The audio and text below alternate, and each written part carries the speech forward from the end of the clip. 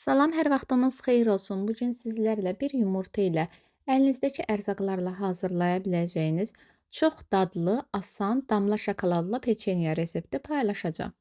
Xəmirini hazırlayaq. Otaq temperaturunda yaxşıca yumşaltdığım 125 qram çörək yağını yoğurma qabına aldım.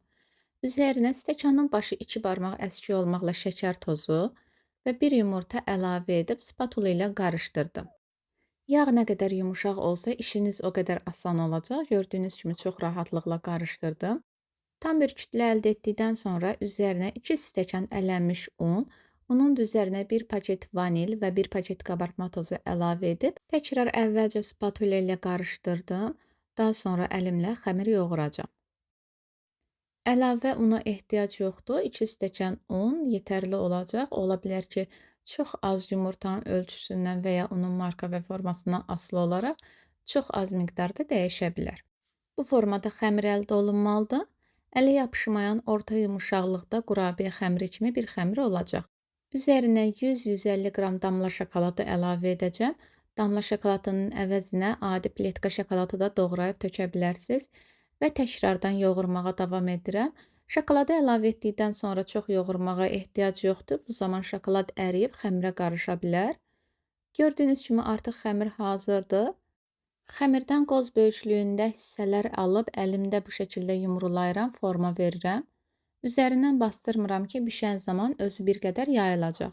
Əlinizdə də çox saxlayıb və ya yumrulamayın ki, bu zamanda şokoladın rəngi xəmirə çıxa bilər və rəngi bir qədər tündləşə bilər. Eyni qayda ilə xəmir bitənə qədər davam etdim.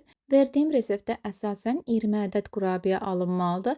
Təbii ki, bu sizin qurabiyələrinizin ölçüsünə görə də dəyişəcək. Əvvəlcədən qızdırdığım 160 dərəcəli sobada alt-üst rejimdə sobanın alt hissəsinə daha yaxın yerdə qoymaqla üzəri rəngi dəyişib altı bu şəkildə qızarana qədər bişirdim. Bişmə vaxtı sobanıza görə dəyişə bilər, nəzarətdə saxlamalısınız. Təxminən 12-15 dəqiqə ərzində bişəcək. Çox gözəldir, çox dadlıdır. Həm görüntüsü xoşa gələndir, həm də dadı. İnanın ki, bir dəfə hazırlasanız, davamlı olaraq bu reseptin bağımlısı olacaqsınız, tez-tez hazırlamaq istəyəcəksiniz. Çox rahatlıqla hazırlaya bilərsiniz və nəticəni mənimlə rəylər bölməsində də paylaşmağı unutmayın. Resept o qədər asan və dadlıdır ki, uşaqdan böyüyə hər kəs həm hazırlaya bilər, həm də dadını çox bəyənəcəyinə əminəm. Bu qədər dəyərli izləyicilər, yeni videolarımdan xəbərdar olmaq üçün kanala abunə olub, videolarımı bəyənib kanala dəstək olmağı da unutmayın. İzlədiyiniz üçün təşəkkür edirəm. İnşallah gələcək videolarımda təkrar görüşərik. Sağ olun, Allaha əmanət olun.